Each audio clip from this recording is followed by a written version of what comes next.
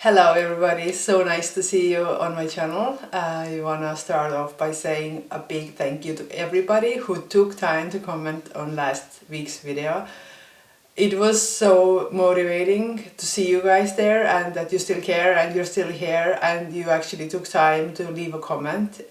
It means a lot to me and I just want to thank you everybody. I know it's just a little simple thing, take few seconds to write a comment, but it does mean a lot, and don't underestimate and know that I am really grateful for that. Second of all, this is the second time I'm making this video. I spent all day yesterday filming, editing, and it was 9 o'clock in the morning at the evening, and I was editing and I was like, I don't like this. The light was bad, the angle was bad, the microphone died halfway, my makeup was bad, and the point of the video was to go and fly the drone. It was super sunny in the morning when I was talking on the camera, and then we were about to go and fly the drone. This craziest fog came and there was no flying the drone.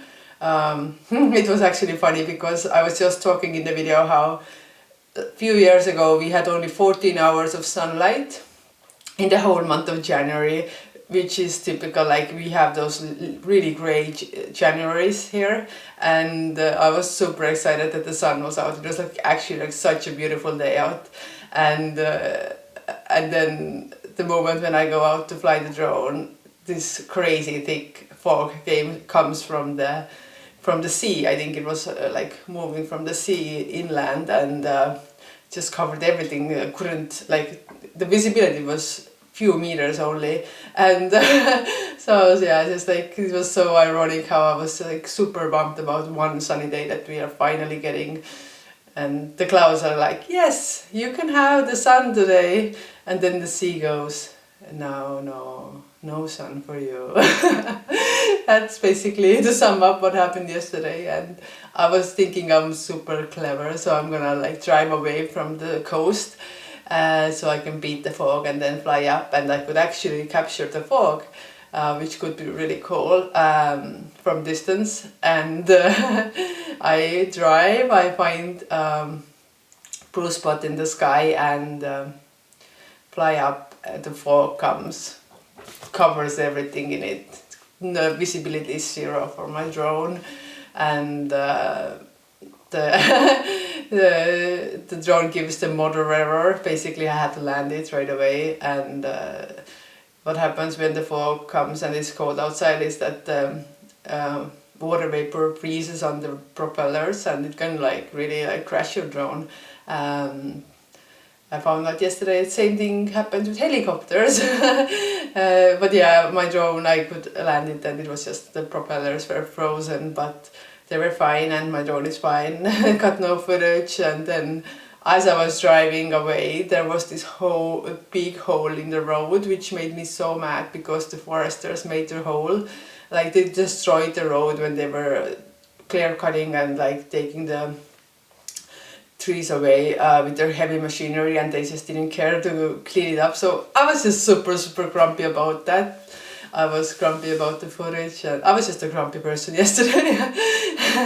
But yeah, here we are today. We are gonna make a new try, and we're gonna forget about that. The only good thing that I really liked yesterday was Jack. Jack was going crazy in the forest. It was so funny. See, he has those moods sometimes.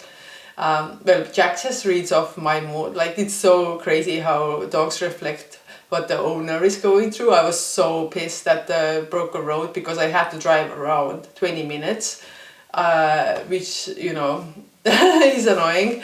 And I just hate people who don't care how their actions influence others. And especially if they're already destroying our ecosystems and forests, which is such a close topic to my heart. So they are already not on my good list, and then they don't even care about to fix up the roads afterwards, because they have those big trucks that are really high. They can go through the holes, but I don't have that kind of car, so I can't do that. And then I was just, I was super stressed, and Jack reads it, and then Jack gets stressed as well. It's like, it's so crazy. It's like a mirror that I have. Jack is my mirror for my emotions. So when I'm super excited, Jack is super excited. When I'm super mad, Jack gets mad. When I'm stressed, Jack gets stressed. And sometimes when Jack is like, you know, behaving in a bad way, it's not like, oh, what's wrong with Jack? It's like, I have to look at myself and that's, okay, what's going on with me? Why am I like this? Why am I stressed? Why am I, you know, because Jack is, most of the time, Jack's behavior is just a reflection of my own behavior. So yeah, Jack, I was stressed about the hole in the road. Jack got stressed, and when Jack gets stressed, Jack starts to sometimes like run around like crazy, which is like kind of cute also. But yeah, let's get to the point of today's video, and I want to talk about this book. I showed it to you in the last video, and it's actually like, it's been such a eye-opening book for me. It's called Eesti argielu-teekond moodsasse maailma. Who is brave enough to try to pronounce Eesti argielu? Estonian is written in Estonian. Estonian is one of the hardest language in the world to learn, so if you try to pronounce it and you mispronounce it probably, congratulations. But it means the everyday life journey from to the modern lifestyle. So basically it's talking about how Estonians everyday life changed throughout the 19th and 20th century. And the funny thing about this book is that I use this book as a mouse pad. Basically, sometimes I'm super tired, so I don't feel like going and working on the desk, so I just work from my bed, and I needed something where to like move my mouse. So this just happened to be, you know, close by, so I just took this book and I used it for months just to hold my mouse on it. And then this year, in the beginning of the year, I realized I haven't read books for so long, which was sad for me. So I decided I'm gonna start reading books again, and it was right there, you know. I just saw it and I was like, I wonder what is this book about. So I started to read it, and it was actually such a cool book. So it was meant to be that I read it, and I really want to share some of the things about in here. And today I want to talk about time. The book is talking about how people used to view the time back in the day, and how the perception of time has changed throughout history. And it is actually so fascinating to me, so I want to share that today. The main point that the author is trying to make is how, first of all, time is an objective reality. We have 60 seconds in a minute, 60 minutes in an hour, 24 hours in a day. Time is a universally accepted fact that goes linearly. There is past, there is present, there is future. It is coordinated and accepted globally. But interestingly, it didn't always used to be this way, because time is also a very subjective reality. It means different things to different persons, different individuals, different cultures, different civilizations perceive and use time differently. And it was so fascinating to see how people used to think about the time, and what didn't used to be this globally accepted universal time, and even these days time is very subjective reality. I have witnessed it very clearly. For example, when I used to go to school, to university in America for 4 years. I lived there and I played basketball, and we had a coach who said that when we are 5 minutes early to something, we are late. So the time in America and in Northern Europe is used very, very strictly. It is very rational use of time. It is used very strictly, and our coach was telling us that you can never be late. You always, when something started at 5, you always have to be 10 minutes early to any place that we go, so to make sure that we are not late. So if you came only 5 minutes early, we were already considered late, although we still had 5 minutes until we had to be there.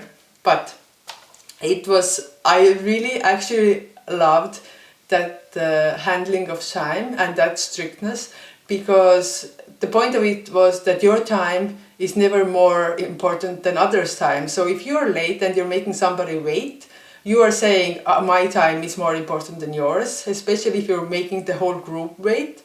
So in my 4 years, there literally nobody was ever late, because that was made clear from the day one, that it is not acceptable, and that is what you are saying. That is the message that you're giving to the whole group if you're late.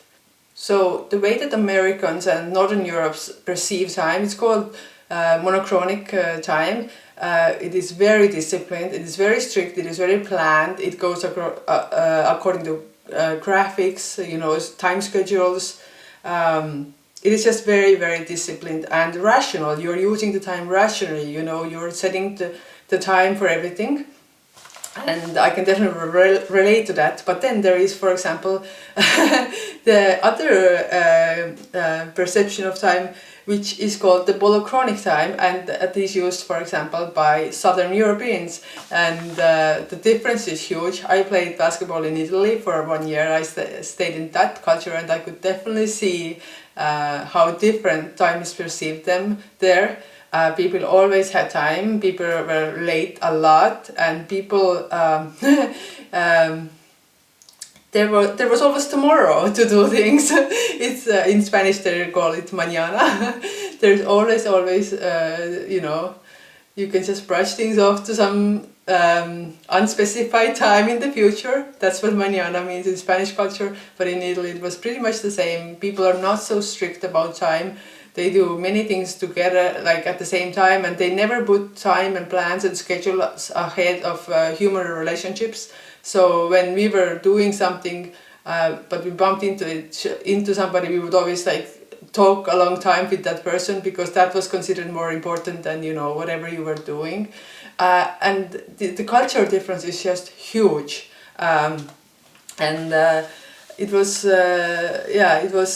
in a sense it is more laid back, it is more natural. You're going with the flow of the life, and whatever comes you let it come, you let it interrupt your plan. But when it comes to work and getting things done and being organized and rational and being productive, it created a lot of problems, because you could never get anything done because of that mindset. Things took way too much time, and people really didn't seem to be too bothered about it, because they just have this different mindset. And as a Northern European living there, it was so frustrating for me, because for me it was too chaotic, it was too unorganized. It seemed like everything takes way much more time than necessary. But in a sense it was also much stress. It did create a lot of stress, because things never were working out. But in a sense there was not much stress, because there was always tomorrow to get things done, and there was always time to chat with a friend or get a glass of wine. But yeah, back in the days, let's go to the main point now. Our perception of time is so much different. It is almost entirely subjective. The clock as itself, there were obviously clocks in the cities, but they weren't. I'm mostly talking about the peasants, people who live in the countryside. I'm not talking about the kings and I'm talking about the majority. From medieval time until 19th century. There was no clocks really in peasants' households. There was no need for the clock, because these are the people who they lived according to nature. They were very, very connected to nature. Their whole work evolved around the changes in nature. So these people, they worked hand in hand with nature, and their life depended on nature, and they had to evolve it around nature. And they also, the thing that I love mostly, they had this symbiosis. They were working together with nature. They weren't destroying it for their own benefit. Well, except for some cultures that totally destroyed everything and cut down all the forest, and then died out. They don't exist anymore because they killed their surroundings, which is not a smart thing to do if you're dependent on your surroundings. But let's just leave those people out. But most people lived, in harmony with nature, and so for them, time was very connected to nature, because everything in nature goes in circles, the time also for them went in circles. It wasn't a linear thing. So because one season always goes after another, it's one big circle. So there was, for example, for them there was the light time and dark time. For them there was the cold time and the warm time, the dry time and the wet time. There was spring, summer, fall and winter, and then it repeated all itself. It always went in circles. Time was circular, it was seen as rhythmical, and it was also seen something that is dependent on the self as an individual. It wasn't seen something that is disconnected from the individual. Right now I live here, I know that time has nothing to do with me. Time goes no matter what I do. Back in the days, time was connected to the individual actions and movement. So like even the distances were, measured not in meters or kilometers. They were like, this is 2 days walk away. This city is 3 days walk away, or 1 week horse ride away, and just like as distances, it was same with the time, that it is how much time will it take. It will take 40 hours, but it will take 2 days walk, so it is very interesting. And because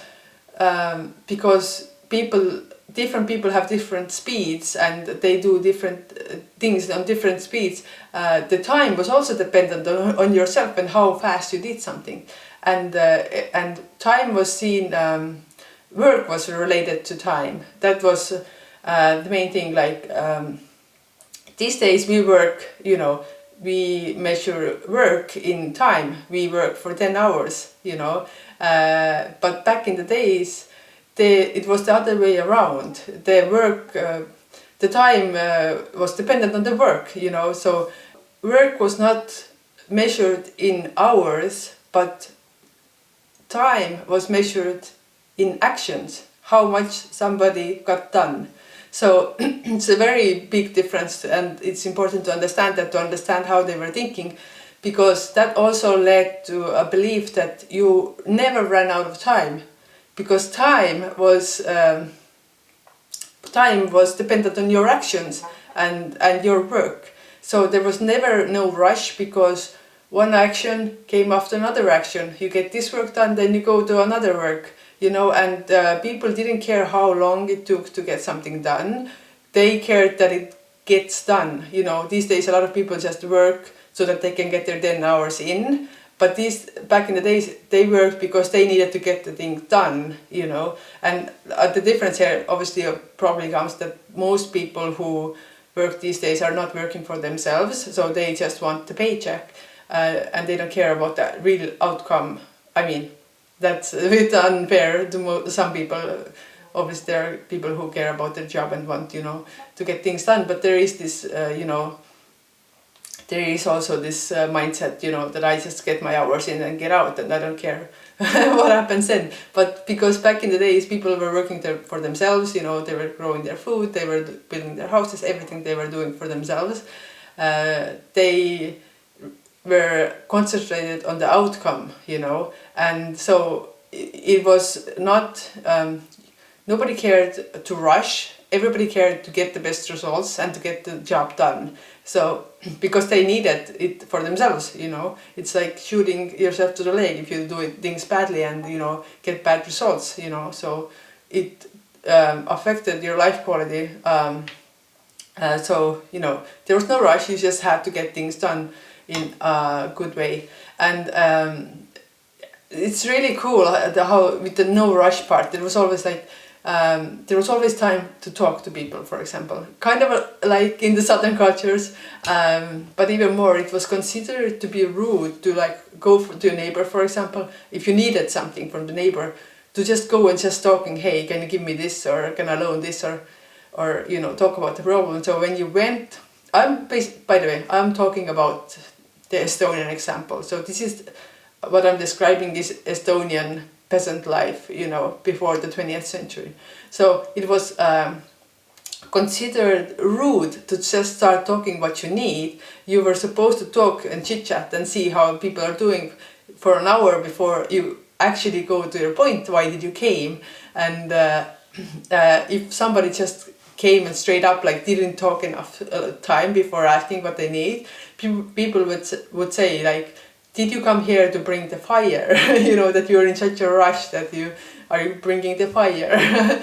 So this is really a huge difference in people's mindsets, and it's also like that really made me think about like times how when I have rushed through things, and I just have this painful thing that I'm trying to like let it go, but my grandmother just died a month ago, and when I was reading that book, I remembered how I ran through my granny's place because I had to drop off something, some honey or something, and I was in such a rush that I didn't have time to really sit down and talk, which for my grandmother would have been a big deal because she lived alone, you know, and I was always just running through like, and I feel a bit guilt about that, you know, and I can like say that, yeah, but I was in a rush, I needed to get things done. I was very rational because I didn't, you know,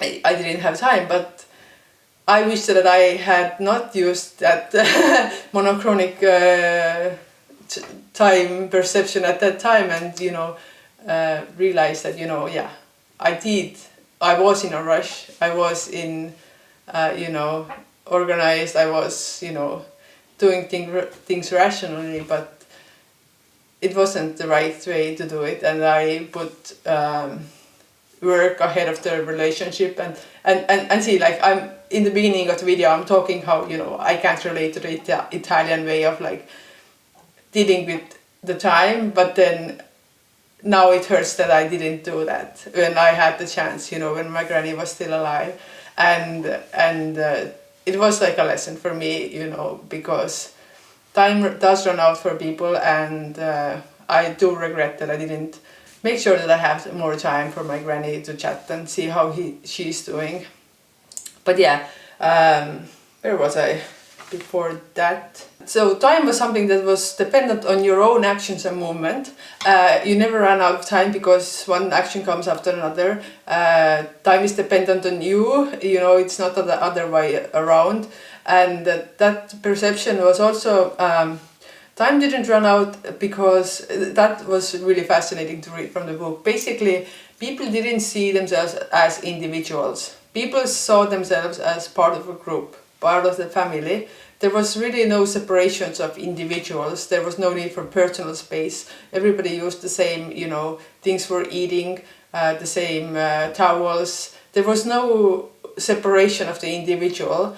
And if you see yourself as a bigger part of the group, you don't run out of time in the sense that you might die, but the group that you identify yourself as still lives on, you know. So people didn't even actually used to know when their birthday is. They didn't used to know exactly how old they are. That is like fascinating. Even like 200 years ago, there was no celebration of birthdays. People did not know how old they were because it wasn't really relevant, you know. And that is like fascinating to give us a really good perception or understanding of how those people used to think. So yeah, if you are part of the group, you're not an individual, you don't think about those things that you know, obviously people knew that they are born and then they will die, but the whole mindset was so different, you know. It didn't matter when you were born, how old you were, you know, and you didn't run out of the time. because yeah, you as an individual die, but because you don't identify as an individual but a part of a group, you know, it's irrelevant. The group lives on. And yeah, it's just really fascinating for me to learn all those things. And another interesting thing was that there was mechanical clocks, obviously, even during that time, but clocks were only used mainly in cities. You know, the rural areas didn't really need them.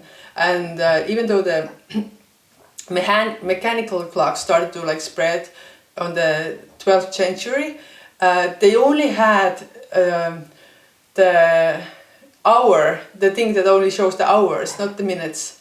I forgot I don't know the name of that in English. Seier, we say in Estonian. So the only thing that shows what hour it is, but not the one the little one that shows the minutes, or the big one. Well, the hour one is shorter usually. And the minute one only came in the 16th century. So people needed to divide time into even more smaller fragments because the lifestyle became more fast paced. So at one point there came a need to divide time into smaller sequences. So they added the minute sayer, which is really cool. Just to think about it, you know, how people have changed and how, you know, that could have meant that, you know, that the lifestyles just became faster at some point, and there became that need for that. So yeah, it's just it was all really fascinating for me to learn. And the other thing is like the perception of time can change, but like culturally, like individuals, civilizations, cultures, we all perceive time very differently. And there was this one story that I heard that there was this professor in England that was teaching my friend, and he was saying how I don't remember which country he came from, but he came from some kind of third world country that's life expectancy was very low. It was something like over 40 or something very low in Western standards. And now he came to teach in England where the life expectancy is much more higher.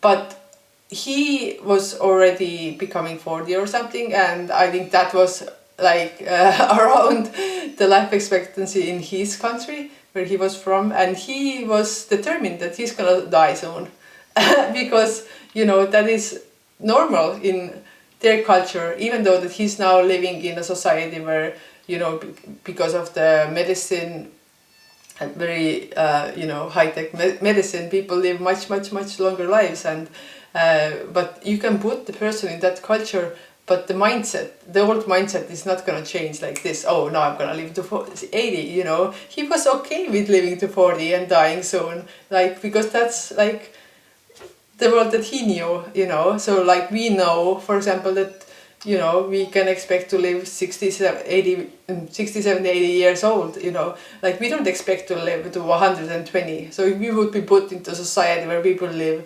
120, like, you know, the change in our mind wouldn't be like, we would still think that we're gonna die when we're 80 or something. It's just like really interesting how different people perceive time. And even like I'm thinking like Jack, like how does Jack perceive time? You know, there is no clocks. He doesn't understand clocks. For him, time is like, you know, time to get up, time to walk, time to sleep again, time to play, time to walk. It goes also, one action comes after another, you know, there is no need for a clock, or, you know, there is no understanding of that. And that is like much more natural way of thinking about time. And yeah, so it's just like, it's a very interesting subject for me. Yeah, I don't know. Let me know about your thoughts on that, you know. It definitely, you know, you can it is so obvious, like the subjective reality of time when you look even around your, like people around you, like there are people who are always late, there are people who are always on time, people who are always very strict with time, people who are whatever, you know, I'm gonna sleep in until I sleep in, that's me. But also not anymore. I'm trying actually to change that and like really start to wake up and go to sleep in the same time. because it is much more productive and better for your body as well to know what the hell is going on. So, you know, 2023, new me, I'm gonna make changes in my life, and I have been waking up already in the same time every morning, which has been easier and easier with each day, and also it's easier for me to fall asleep when I'm falling asleep in the same time every day. So I think it's a really good change to make, and also to use my time more rationally and not waste it, you know. Yeah, that's all I wanted to talk about. The book is fascinating. There are more topics that I will talk some other times, but yeah, thank you so much for listening. I do have a Buy Me a Coffee page. If you wanna support my channel, then you can make a small donation there or become a monthly subscriber, or would really appreciate your support. But even you just being here has been more than enough, so thank you for your time. We all have a limited amount of it, so I am very happy that you spend it here, and I hope you have a great day. Take care, and I'll see you in the next one.